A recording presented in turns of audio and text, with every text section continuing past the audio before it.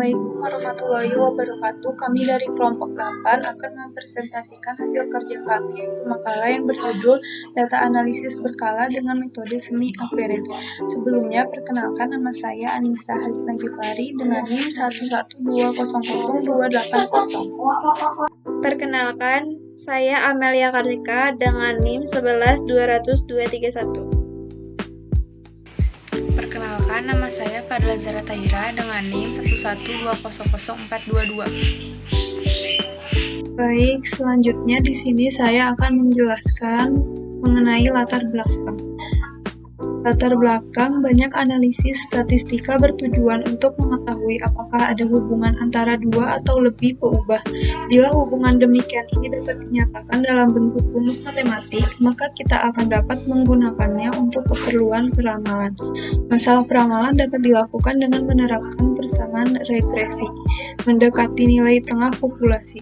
Sekarang ini, istilah regresi ditetapkan pada semua jenis peramalan, dan tidak harus berimplikasi suatu regresi mendekati nilai tengah populasi.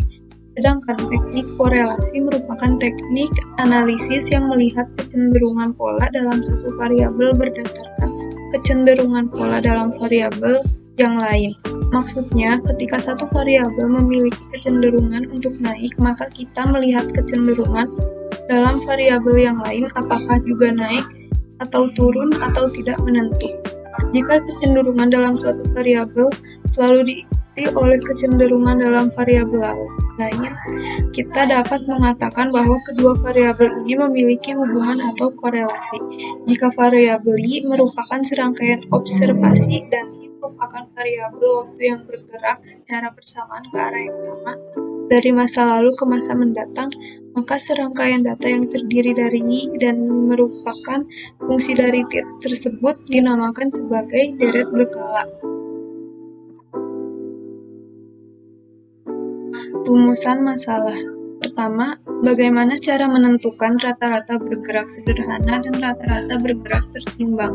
Kedua, bagaimana penggunaan metode peramalan dengan rata-rata bergerak sederhana atau semi-average dan rata-rata bergerak tertimbang. Ketiga, bagaimana cara penggunaan metode peramalan dengan rata-rata bergerak atau semi-average menggunakan Microsoft Excel. Tujuan. Yang pertama, untuk mengetahui cara menentukan rata-rata bergerak sederhana dan rata-rata bergerak tertimbang. Kedua, untuk mengetahui penggunaan metode peramalan dengan rata-rata bergerak sederhana dan rata-rata bergerak tertimbang. Ketiga, untuk mengetahui penggunaan metode peramalan dengan rata-rata bergerak menggunakan Microsoft Excel. Pertama, peramalan merupakan suatu dugaan atau perkiraan tentang terjadinya suatu keadaan di masa depan. Tetapi dengan menggunakan metode-metode tertentu, maka peramalan akan menjadi lebih dari sekedar perkiraan. Situasi peramalan sangat dalam horizon waktu peramalan. Faktor yang menentukan hasil sebenarnya, tipe pola data berbagai aspek lainnya. Untuk menghadapi penggunaan yang luas seperti itu, beberapa teknik telah dikembangkan. Teknik tersebut dibagi ke dalam 3 kategori utama, yaitu A. Metode kualitatif, B. Metode kuantitatif, dan C. Metode rata-rata bergerak. A. Metode kualitatif digunakan dalam situasi di mana hanya ada sedikit atau tidak ada data historis yang menjadi dasar peramalan. Banyak peramalan secara kualitatif ini didasarkan atas hasil penyelidikan, seperti Delphi, S-curve, analogis, dan penelitian bentuk atau morphological atau decision trees. Metode peramalan secara kualitatif dapat dibagi menjadi ke dalam 5 bagian, yaitu survei pasar, juri dari opini eksekutif, gabungan tenaga penjualan, metode Delphi, dan analogi historis. B. Metode kuantitatif. Teknik peramalan kuantitatif menggunakan data historis untuk membuat model peramalan. Model tersebut secara formal merangkum pola dalam data dan mengungkapkan hubungan statistik antara nilai variabel dengan nilai sekarang atau current values. Lalu model tersebut digunakan untuk memproyeksi pola dalam data ke masa yang akan datang. Ada beberapa jenis model peramalan yang umumnya digunakan. 3 model yang paling banyak digunakan yaitu model regresi, model pemulusan, dan model deret waktu. C. Metode rata-rata bergerak banyak digunakan untuk menentukan tren dari suatu deret waktu. Dengan menggunakan metode rata-rata bergerak ini, deret perkara dari data asli diubah menjadi deret rata-rata bergerak yang lebih mulus.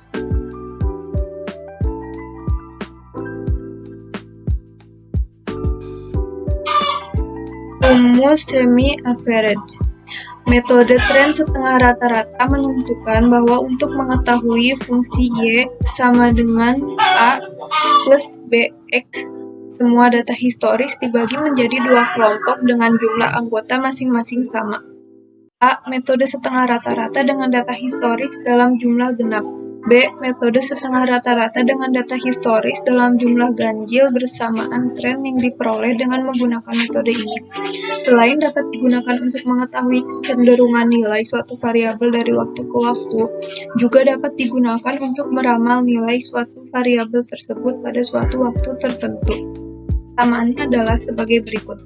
B sama dengan Y2 dikurang Y1 per N. Keterangan B adalah perubahan nilai variabel setiap tahun. Y1 rata-rata kelompok pertama, Y2 rata-rata kelompok kedua, N periode tahun antara tahun. Di sini saya akan menjelaskan mengenai pramalan.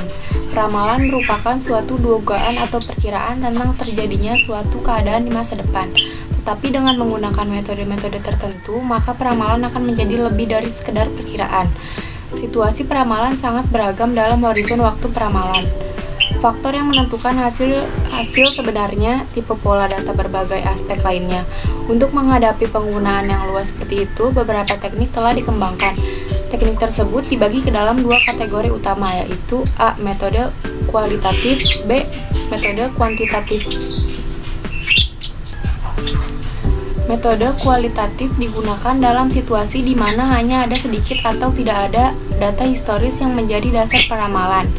Biasanya peramalan secara kualitatif ini didasarkan atas hasil penyelidikan, seperti Delphi S-curve, analogis, dan penelitian bentuk atau morphological atau decision trees.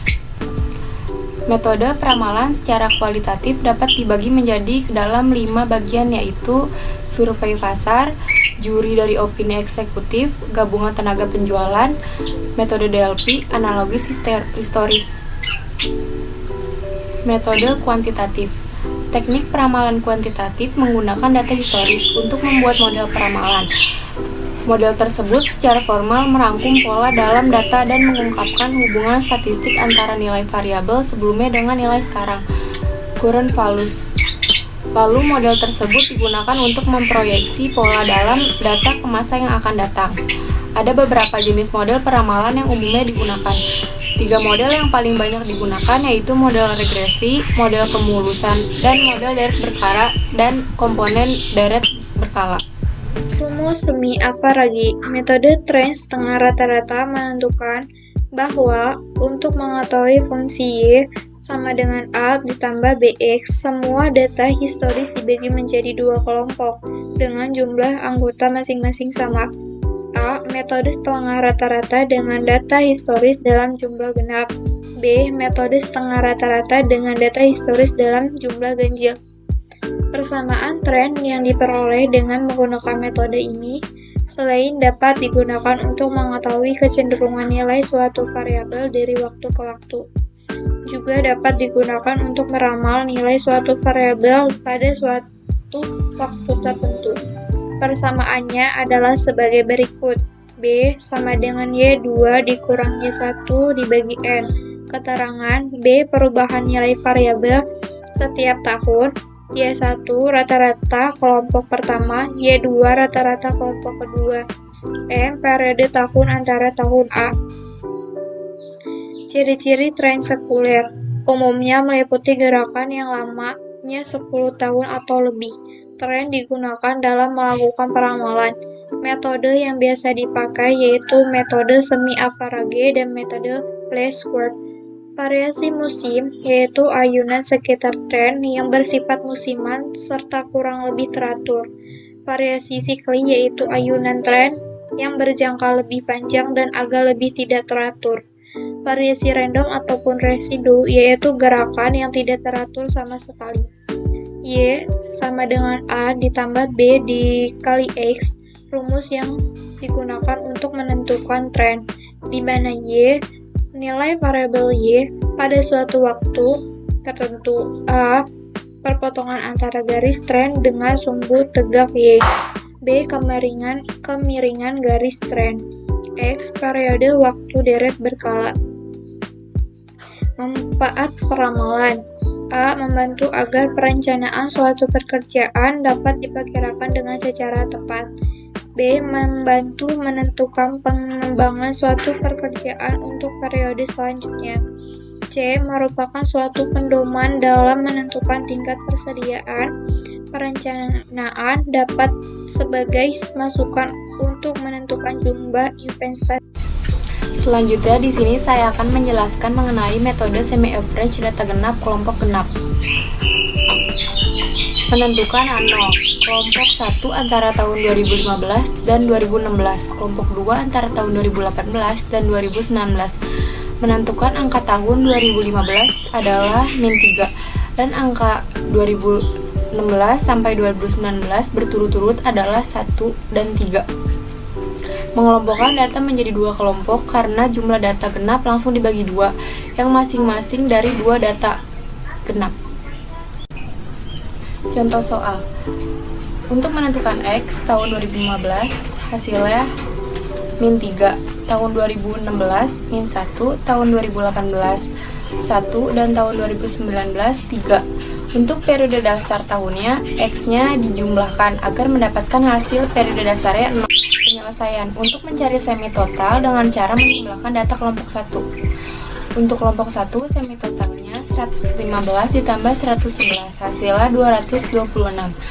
Semi average hasil dari semi total 226 dibagi 2 hasilnya sama dengan 113. Untuk kelompok 2, semi totalnya 82 ditambah 87 hasilnya 169.